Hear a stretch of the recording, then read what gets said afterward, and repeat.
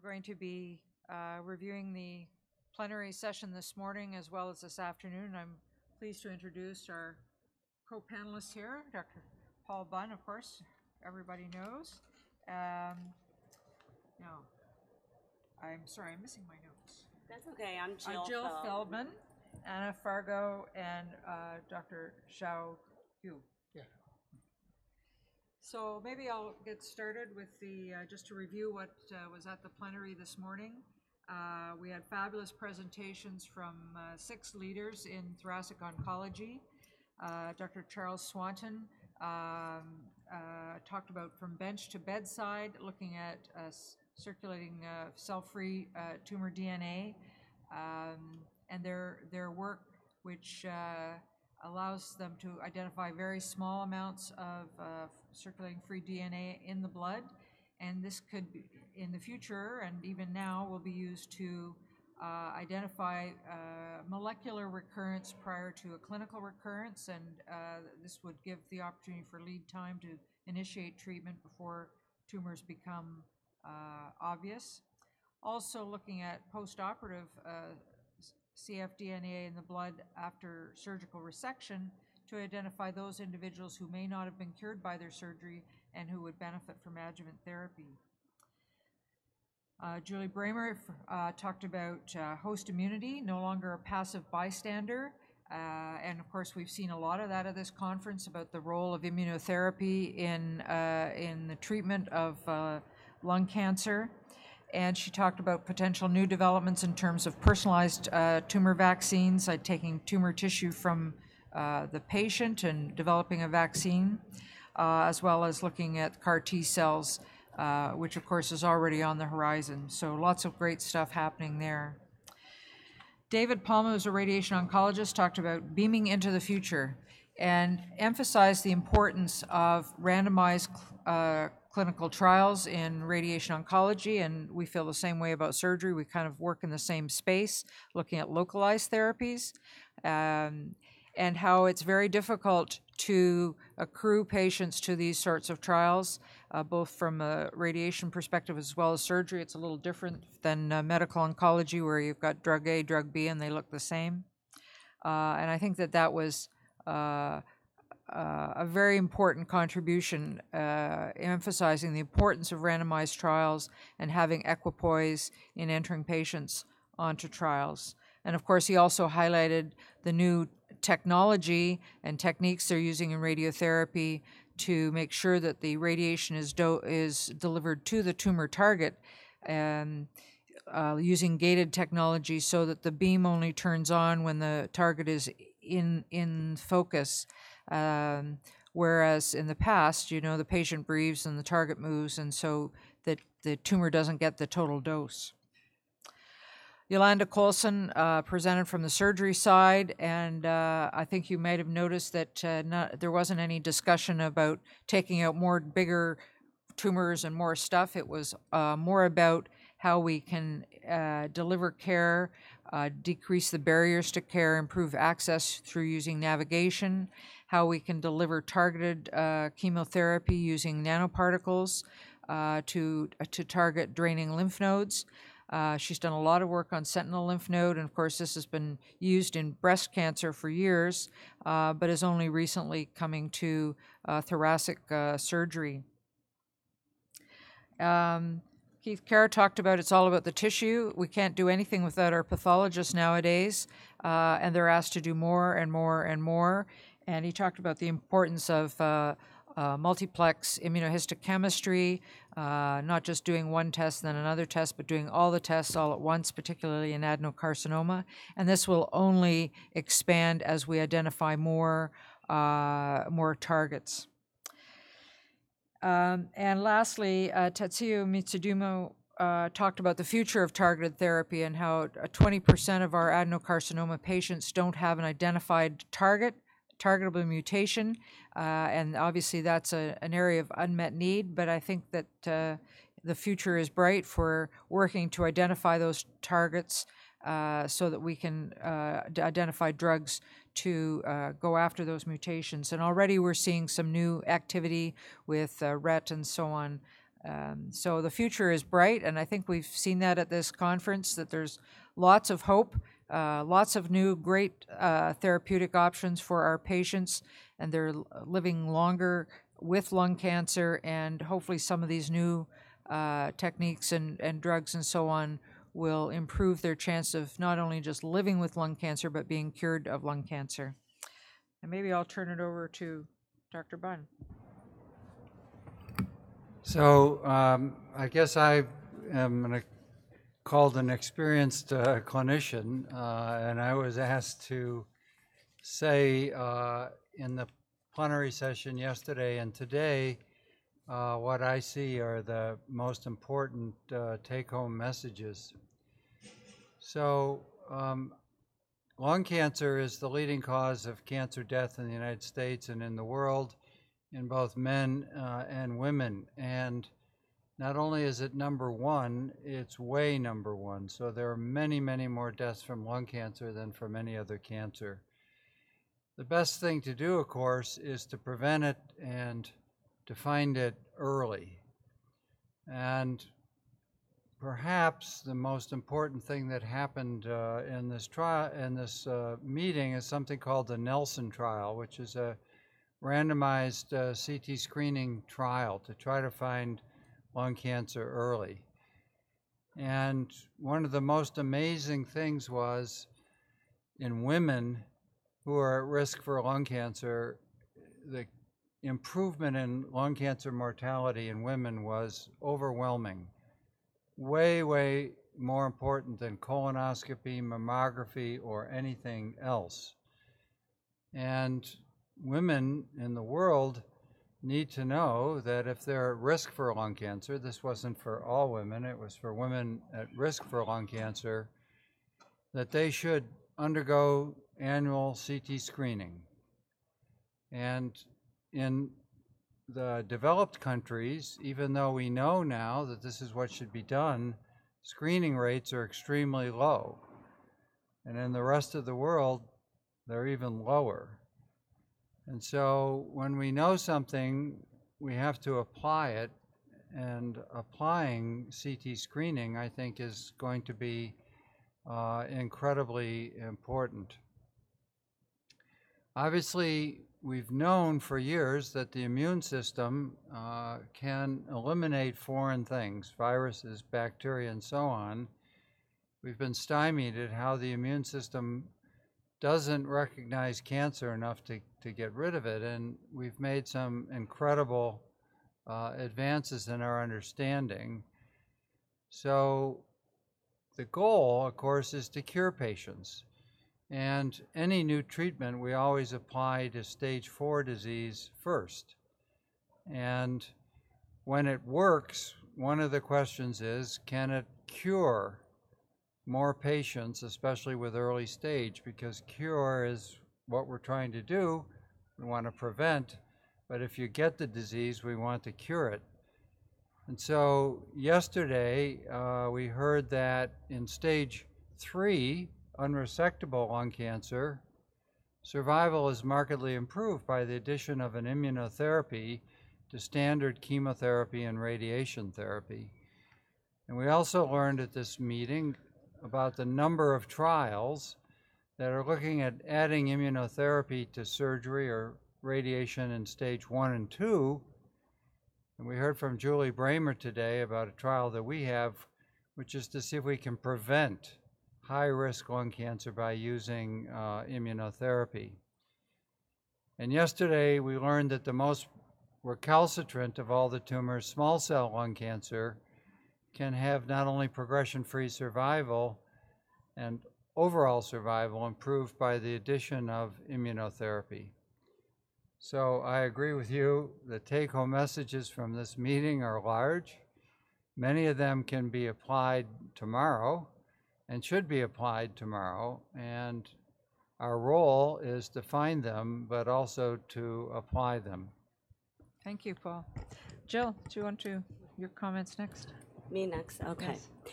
So my name is Jill Feldman, and I am a lung cancer patient. I'm also an advocate, and I've been fighting lung cancer indirectly and now directly for 36 years, and most of it has been an uphill battle.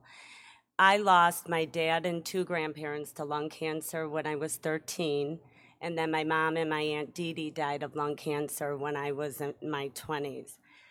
I was so shocked and upset that in the 14 years between my dad being diagnosed with lung cancer and my mom, there weren't any advancements in lung cancer treatment, despite it being the #1 cancer killer. My family and I felt helpless and hopeless. And while there wasn't any research on hereditary lung cancer, I knew that my familial lung cancer wasn't just a coincidence. I did what I could to get educated, be an advocate for me and my family, and to raise awareness of a cause that either many weren't aware of and or really were not interested in. And while doing that in 2009, I was diagnosed with lung cancer at 39 years old.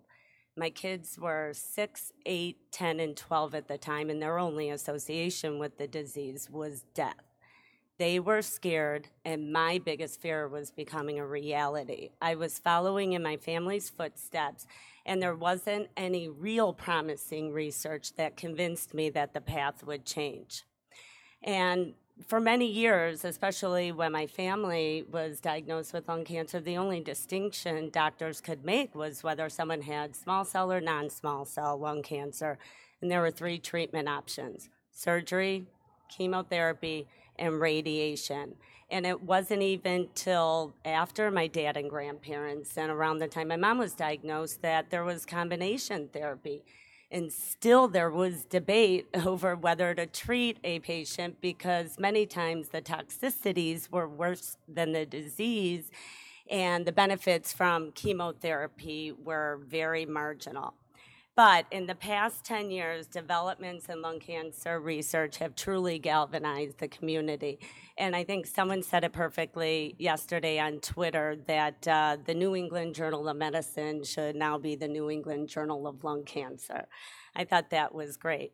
So there's been remarkable advancements and growth in the number and variety of therapeutic options, discoveries in targeted therapies, immunotherapies, targeted radiation, and better imaging. They've been practice-changing and exciting, especially for those who have been in practice for a long time and can finally offer their patients something promising. But for me as a patient, and as an advocate for the past 17 years, I am truly overcome with emotion because this is the hope that patients and families desperately need. And I know there are always challenges and concerns and debates, even with the most promising advancements. But the important part is knowing the science and applying it in context to everything else that is part of being human. And I feel like that's been kind of my journey. My care team has always known that my preferences in treatment had to be decided and guided by the impact it would have on my family. And that has meant that we haven't always taken the traditional approach. When I was first diagnosed 9 years ago, I was stage 1. The only reason I was stage 1 was because of my family history. I manipulated my way into having periodic scans. And thankfully, I did. I had surgery. At the time, they were, only testing for KRAS and EGFR in lung cancer, and my cancer was EGFR positive. Tarceva was the only targeted therapy they were using, and there was some excitement about using it post-op in stage 1 surgical patients. And while I didn't participate in a trial for many reasons, I needed to be able to look my kids in the eyes and know I did everything in my power. So I went on Tarceva, and it worked till I stopped taking it. 2.5 years after my first surgery, I had a second surgery to remove another EGFR positive lung cancer. But unfortunately, at the follow-up scan after that, there was new growth, tumor growth that was revealed. So 5.5 years ago, Tarceva was still the only systemic option for EGFR-positive lung cancer patients, and it wasn't even approved as first-line therapy in advanced patients. There wasn't much research on SBRT for intrapulmonary metastases, but there's only a finite amount of lung one could lose, and I did not want to run out of real estate.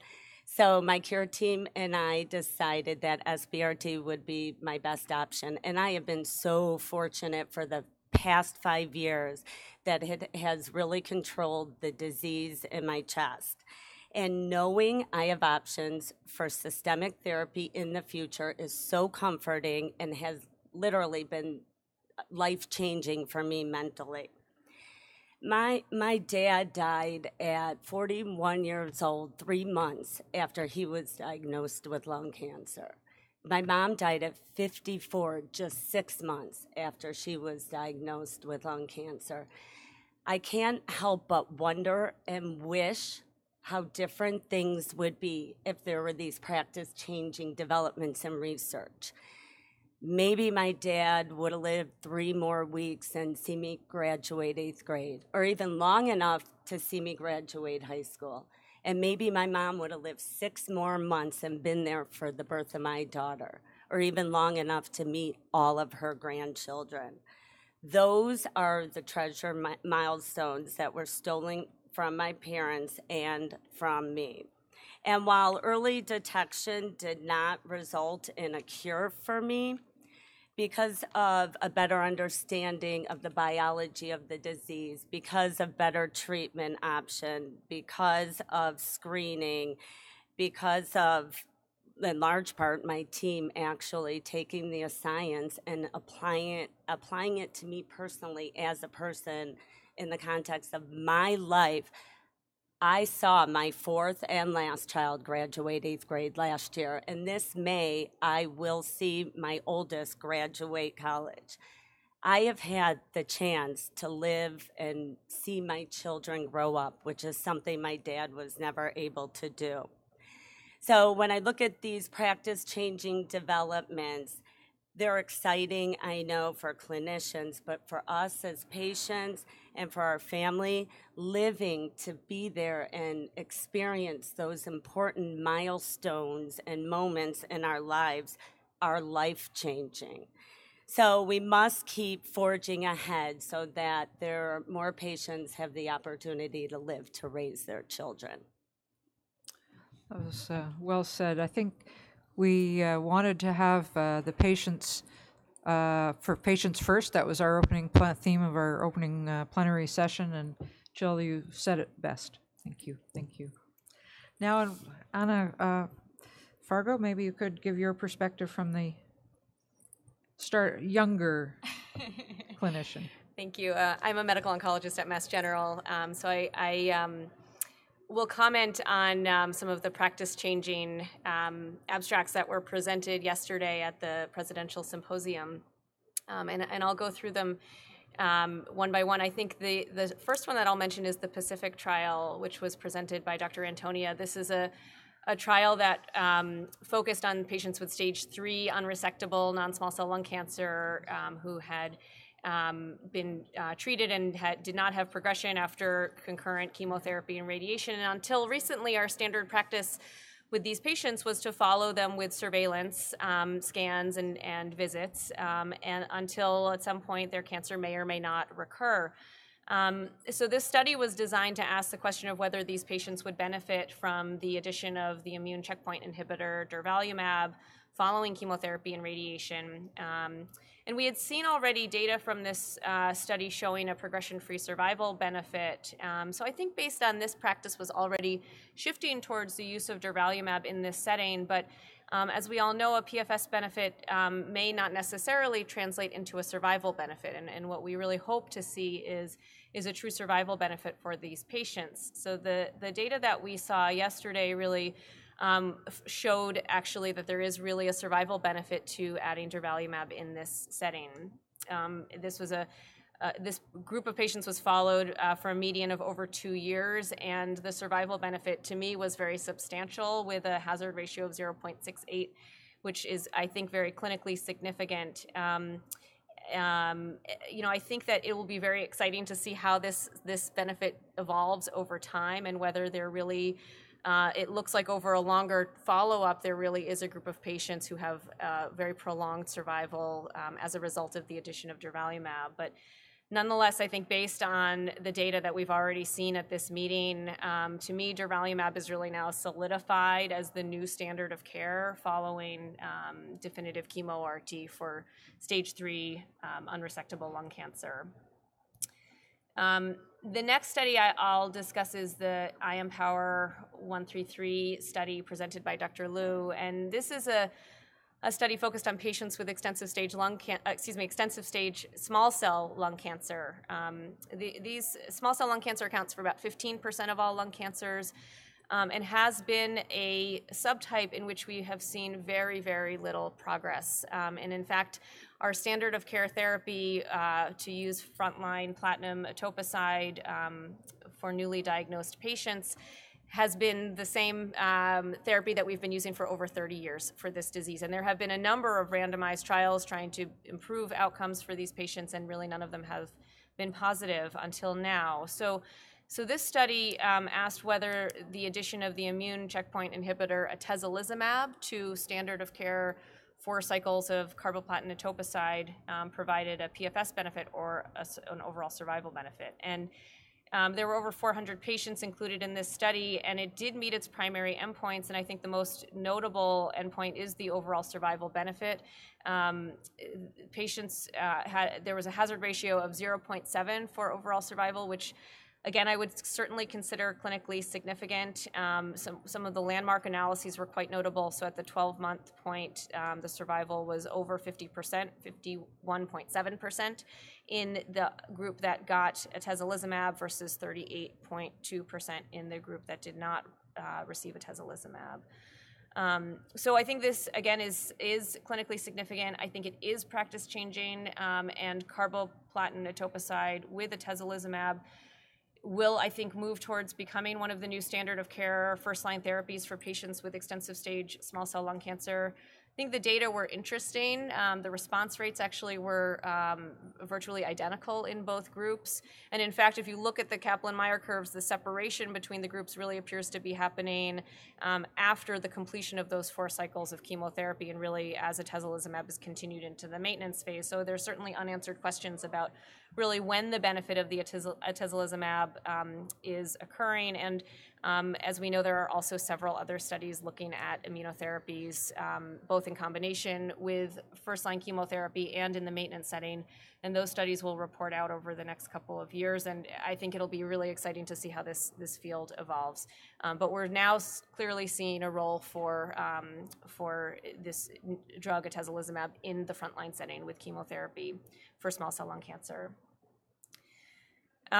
The ALTA-1L study was presented by Dr. Kamage. This was a study looking at patients with newly diagnosed ALK-rearranged non-small cell lung cancer, and these patients were randomized to receive crizotinib, a first-generation ALK inhibitor, or brigatinib. And this was a first interim analysis. But in this interim analysis, brigatinib did show a superior progression-free survival compared to crizotinib with a hazard ratio of 0.49, again, quite significant. The benefit was strikingly particularly seen among patients with brain metastases, I think, which really speaks to the really excellent CNS activity of brigatinib. We know this is a big problem in patients with non-small cell lung cancer in general, but certainly with ALK-rearranged non-small cell lung cancer, that brain metastases are quite common and can be a site of failure if the drug being used is not very CNS active. So exciting news for brigatinib, and I think, this, I don't know that this is yet practice changing, although I think this brigatinib will likely move into the first-line setting as one of the options for patients with ALK-rearranged non-small cell lung cancer. We have seen data already from the ALEC study, which looked at alectinib in the first-line setting, and that study has had a little bit of a longer follow-up already, but has clearly shown superiority of alectinib compared to crizotinib. So I think we're moving in the direction of having probably multiple good options in the first-line setting for ALK-rearranged non-small cell lung cancer with drugs that are very CNS active. So very exciting.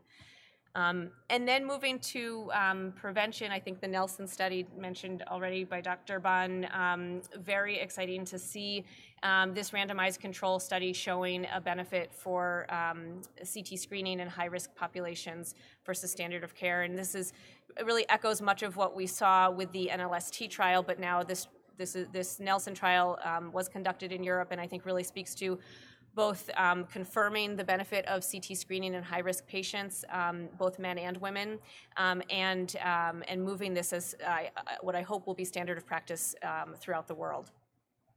So, thank you. Thank you, Dr. Farrago. Yeah. I think next we'll have Dr. Hugh talk about his trial, which will be presented. Final report of a prospective randomized study on thoracic radiotherapy target volumes with radiation dosimetric and pathological analyses. Dr. Hugh. Thank you.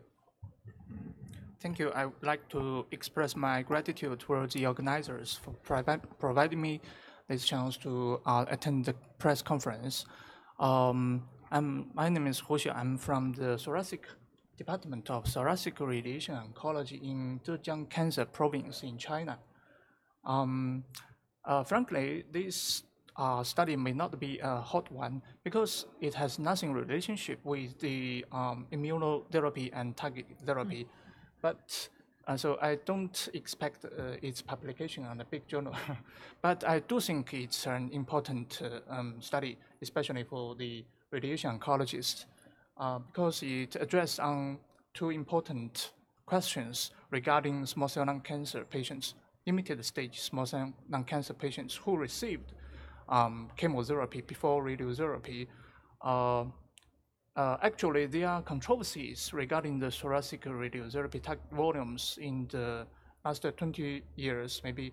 One hypothesis is that after the induction chemotherapy, as the tumor shrinks, it left behind trace of microscopic disease behind, and so we need to irradiate the pre-chemotherapy tumor volume, while the other hypothesis is that the tumor just shrink centripetally, and we can only irradiate the residual tumor volume. And another controversy is if we should irradiate prophylactically not only the metastatic lymph node regions, but also the potentially metastatic lymph node regions, or should we just need to irradiate the metastatic lymph node regions to avoid excessive toxicities? During the last 15 years, we included more than 300 patients, and the results indicated that irradiating the post-induction chemotherapy tumor volume and the application of involved field radiotherapy does not result in outfield recurrence of both the primary tumor and the mediastinal lymph nodes. All the isolated outfield recurrence of the disease were located in the supraclavicular region and the contralateral hilum. For patients received radiotherapy to the post-chemotherapy tumor volume and the application of involved field radiotherapy, the treatment-related toxicities were reduced in acute esophagitis and late pulmonary fibrosis. I think that's very, very important information for those of you who don't know so much about the radiotherapy. Is, you know, and as Dr. Palma showed us in his talk, in the old days they just kind of aimed the beam at a box, and everything in that box got radiation. And there are significant late effects. I mean, in the old days you're happy if the patient survived, but now they are surviving, and then they, at a late stage, have a lot of scarring in their lungs related to the radiation. So it's good news if we can reduce the target volume and preserve better lung tissue around the tumor. So I think that's a very important contribution. And it also speaks to the importance of doing a randomized trial. Again, just as Dr. Palma pointed out, we won't really know the answers unless we do a randomized trial. So congratulations on that. I'm going to turn this over to my co-moderator, Dr. Lail, who's going to tell you what's coming up next. Great.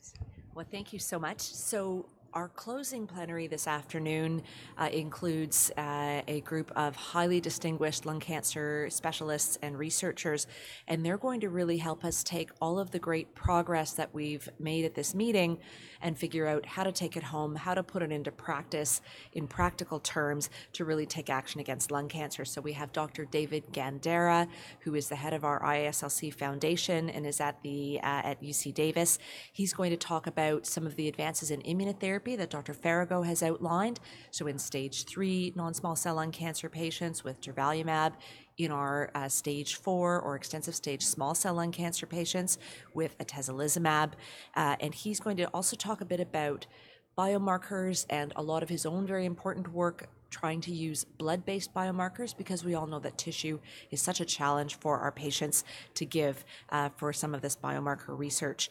We also have Dr. Michael Boyer from Australia, from the Chris O'Brien Lifehouse and Sydney Cancer Centre. He's going to talk about all the great advances in targeted therapy. You've heard a bit from Dr. Farago about the advances with brigatinib in ALK, but we actually have a number of other emerging markers in lung cancer with a lot of very exciting drugs that had data presented on them here. So patients with exon 20 insertion mutations of EGFR, patients with HER2 mutations, patients with RET rearrangement. We saw some very exciting data here at this meeting, and also patients with TRAC fusions. There have been some very exciting data as well. So how do we take that home? What are the trials we need to open? How do we need to change our testing? And for all of our patients like Jill, who've done so incredibly well, you know, we always like to have a plan in place for many years from now if anything should happen. And so what are the types of things that our patients with targeted abnormalities need to be looking at and need to help us in moving forward? He's also going to talk a bit about getting patients engaged in research. We've had some really great sessions on that here at the meeting, and we really want people to be able to take that home around the world. We've got Dr. Jose Belderbos from the Netherlands, who's going to be talking about advances in radiotherapy, and Dr. Hughes' presentation. And again, how do we change what we normally do in radiation practice to really improve outcomes for patients? We also have Dr. Ramon Remy Porta, who is the chair of next year's meeting and also is quite famous for all of his work on the IASLC staging system. And he's going to talk a bit about surgical advances and also some of the screening advances. How do we put screening into practice? How do we make sure that that people know that it's more than just having a scan? There's actually a whole process in place to make sure that we translate CT screening into those great survival improvements and decrease in mortality. And finally, Dr. Clarissa Matias, who's from Brazil. She's one of our board members. She is going to be talking to us about clinical research and how it actually helps advance patient care. And so in the US, you know, tomorrow we may be able to use some of these wonderful drugs that we've heard about over the last couple of days, but in many other countries we really don't have access. And particularly our investigators in Latin America have been real leaders in trying to promote clinical research as a way to directly help patients, as well as all of the indirect benefits, of course, that participating in research gives both patients and the world community. And so with that, I'm going to close and turn it over to you, Gail. Thanks, Natasha. So we've got still some very good talks to look forward to this afternoon, so that's fantastic. I might want to make a comment on a talk I heard yesterday. In Taiwan, they're doing a screening study in never smokers. And you know, all the screening programs to date have targeted smokers or former smokers, and we know that not everyone is at risk of getting lung cancer, so how do you find the people that really might benefit from screening? And up till now, it's been, you know, smokers or former smokers. And the question I always get asked is, what about what about me? What about I'm a non-smoker? How did I get lung cancer? How is that possible? How are we going to find these people? And what they've done in Taiwan is they identified that that the smoking-related cancers had sort of leveled off or decreased, but the non-smoking-related cancers or the adenocarcinomas were really increasing in frequency.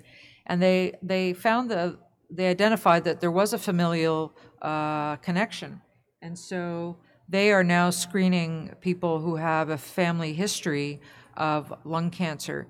And so more to come on that, but I thought that was a very important contribution, and hopefully we'll be able to figure out a way to screen the non-smoking population who are at risk.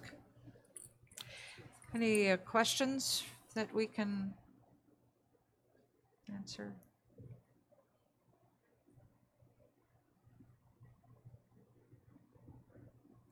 If not, I'll close the session then. Thank you all for attending. Thank you so much. Thank you.